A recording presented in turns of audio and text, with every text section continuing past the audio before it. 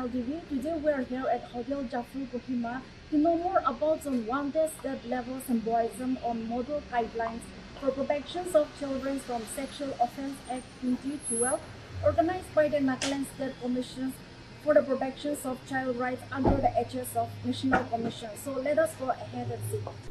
I take this opportunity to specially welcome our respected special guest, POCSO Alun, IAS, Chief Secretary, Government of Nagaland, for your presence at gracing this important one-day state-level symposium, in spite of your busy schedule. Your presence, sir, is an inspiration and encouragement to the State Commission and the department, as well as to all the participants who has come from all the 16 districts of Nagaland. I welcome Madam Martha Arwitsu, IAS, Secretary, Social Welfare, Government of Nagaland, for your presence, ma'am. A man has always been in front and support when any issues arises concerning children in spite of a busy schedule. I welcome Madam Imkong Selma, Joint Director, Social Welfare, for your presence. I also welcome Srimati Y. Longkumer, NJS, for Nagaland Judicial Service, Secretary, Law and Justice, Government of Nagaland, who will be also an expert in our second session on delivering victim compensation and role of a support person. I welcome Sri Anush Saluja, Legal Consultant, National Commission for Protection of Child Rights, Delhi, who has come all the way from Delhi to be with us and to deliver on the topic guidelines for support persons under Section 39 of POCSO Act 2012. I welcome all the participants from the 16 districts of Nagaland, led by the district child protection officers, the child welfare committees, the juvenile justice boards, and the legal services, along with the child lines, for your participation in spite of the short notice.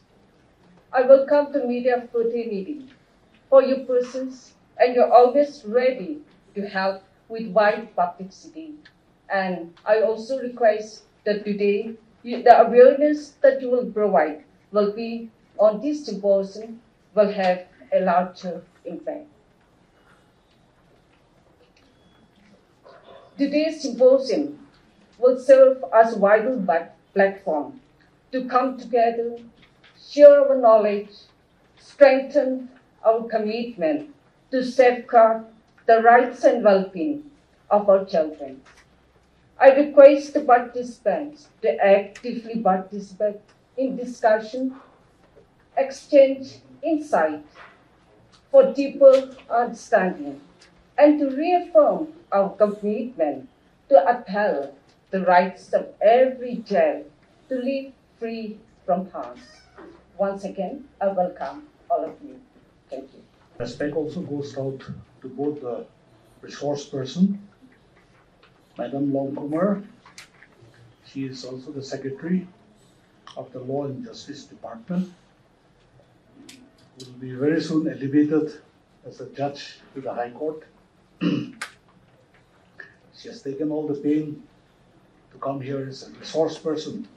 And also, my respect goes out to Mr. Anuj, who came all the way from Delhi.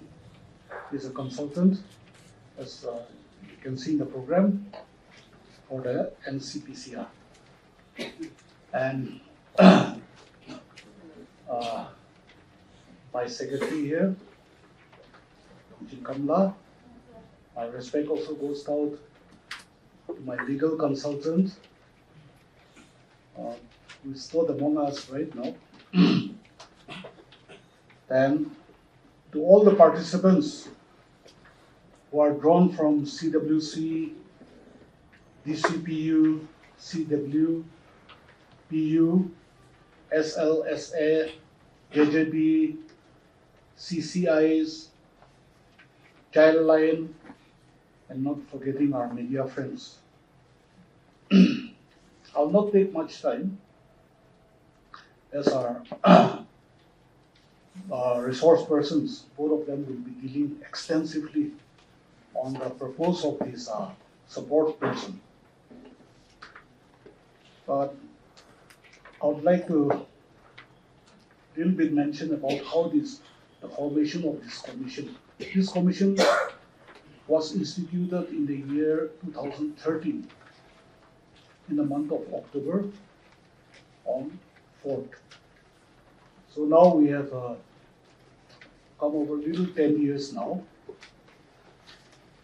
But since the inception, in spite of the meager fund that we have at our disposal, we are trying our best to create as much awareness as possible, especially in the grassroots level. And we still have many to do and a long way to go. Because why I'm mentioning this is that, see, the importance of these child rights. Here, when we emphasize on this, it depends, it has 4 pillars on which it stands, these child rights.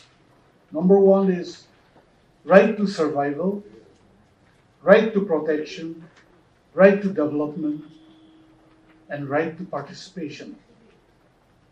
These are the 4 main pillars, and from where others are drawn, like right to education, right to health, so and so forth. Here, what I would like to also impress upon you is that, see, we are all a stakeholder, not only the department, or not only the commission, or not only the mission Panchayat, but we are, all of us are a stakeholder here, because every parent is a stakeholder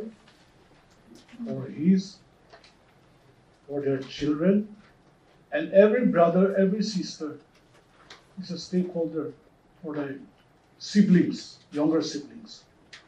So when we view from that point of view, all of us are a stakeholder here. And here, one very important thing is that the government is also taking keen interest to strengthen this commission as well as the child rights.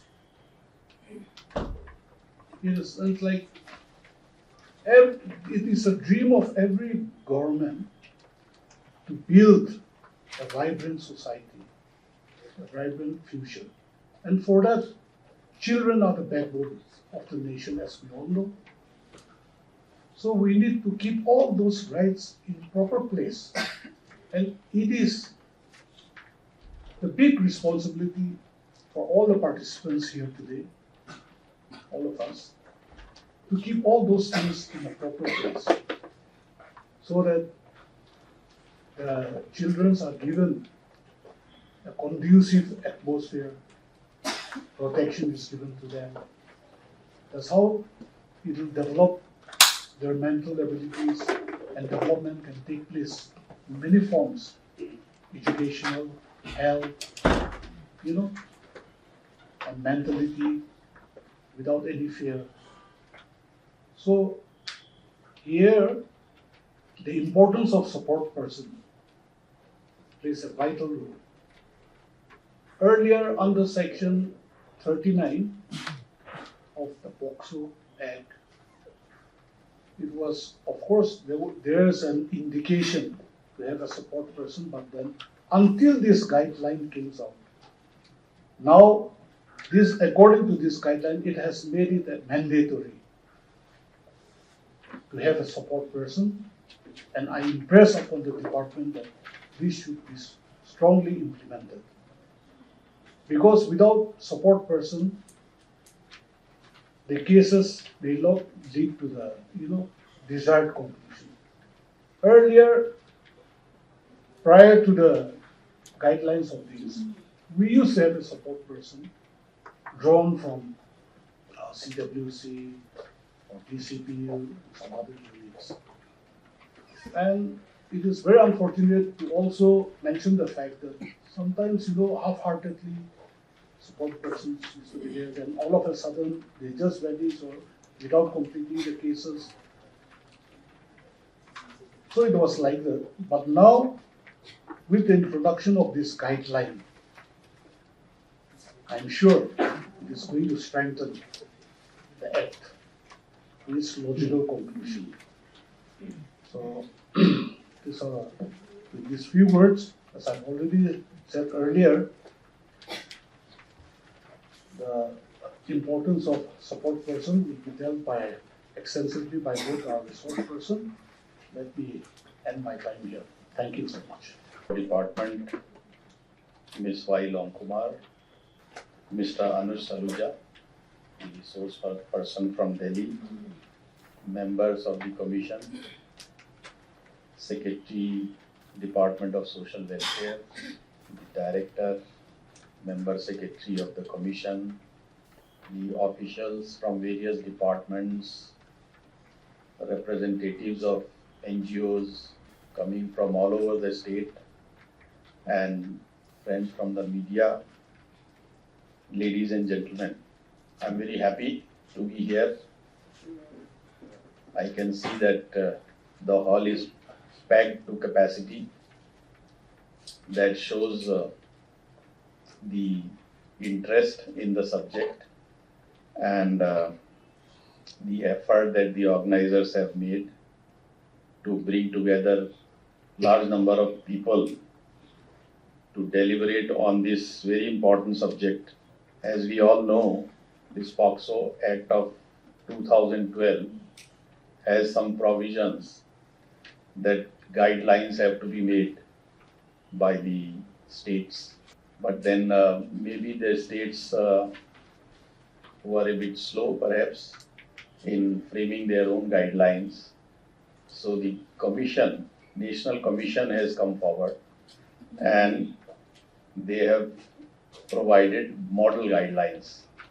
So I believe these guidelines will be adopted by the state concerned and they have to be implemented. This symposium, I believe, is very opportune, I should say, because many times the awareness about the provisions of the Act, the important parts of the guidelines are not so well known. Although everything is there these days on the internet, but when we sit together in this kind of setting, we get more information, we learn more, and many of our doubts and queries can be answered. So I would like to compliment the Commission first for organizing this symposium and bringing together all the stakeholders for very deep and fruitful discussions. The Commission, I am told, has been in existence from 2013, but then maybe the activities of the Commission depend on how active the members are, how active the chairman is. So I am very happy to see that the Commission is taking all these initiatives to organize these programs and trying to create awareness about the child rights and how to deal with child abuse cases. The chairman very rightly said, children are our future and protection of their rights is very important. Children are in a vulnerable position. They are not able to defend their own rights. So, for this purpose, the Act is there and there are various provisions, particularly that provision of the support person is there. And then we have this entire architecture where there is a national commission, there are state commissions to ensure that the rights of the children are protected, and if any cases of injustice or sexual violence, sexual abuse against children are there, they are effectively dealt with. In our system, those kinds of support facilities are not available, I should say. In the first place, all the agencies that deal with child abuse cases, they need to be sensitized. You have the state authorities, the police, the judiciary, and so many other people who are involved in dealing with these cases. Now, unless they are especially sensitized as to how to deal with these cases, that sensitivity is not there. And many cases that way, they may be going either unreported or not being taken care of properly. So it is the responsibility of all of us that we contribute our bit in creating that kind of awareness and sensitization, and the provisions of the Act are implemented in its true spirit. You have a technical session, I think, after this session. So many of the details of the guidelines and the Act will be explained, I'm sure, and the discussion will take place. So I will not go into the details. On behalf of the state government, I just want to assure the Commission as well as all the participants here that the state government is fully committed to work towards ensuring a vibrant future for our children, for implementation of the Act, and to ensure that cases of child abuse, sexual offences against children, these cases, they are properly dealt with and the culprits are brought to book. That is one part. Secondly, how we can prevent such incidents. That is also important. A lot of work has to be done in that direction. Not only at home, that sensitization has to come, because many of such cases actually take place by known people. So that aspect has to be kept in view. And then at the school level, at school also, how we can provide a proper conducive environment for our children. These are the things which we need to take care. A lot of work, I think it's a continuing work, and Commission is playing its part. On behalf of the state government, I want to compliment the Commission and the department for organizing these programs. Maybe, if possible, we should have these kind of programs in districts where more participation can take place, and various other media can also be used to create awareness and sensitize people. I don't have the data here, how many cases are there in Nagaland. Commission will definitely be knowing about that. But there are cases, and in this modern society, all kinds of things are there on the internet. People have access to all this, and then many times under the influence of this internet material, offences are being committed. So these are dangerous trends, but we should not shy away from discussing it and then taking corrective action also. It's very important. And we have to encourage our children also to actually articulate. If something is bad is happening, then they should be encouraged to articulate how we can protect them, how we can remove fear from their minds. These are very deep questions, and a lot of work needs to be done on that. So I'm sure all these issues will be discussed in your next technical session. I'm thankful to the organizers for giving me this opportunity, for inviting me here and sharing my thoughts with you. On behalf of the state government, I once again want to assure that we are fully committed to provide all support to the Commission and to all the stakeholders working in this field. for ensuring that the POCSO Act provisions are properly implemented in the state. So thank you very much and God bless. Nagaland TV, Sob Manulaga Awas. Watch us live on Geo TV and on your television sets as well. For Dimapur viewers, we are on channel number 994 in Global Chapter, and Kohima and Mokokchung viewers, switch to channel number 138 on Hornbill Digital. For all news and updates, follow us on Facebook, Instagram, YouTube and Twitter.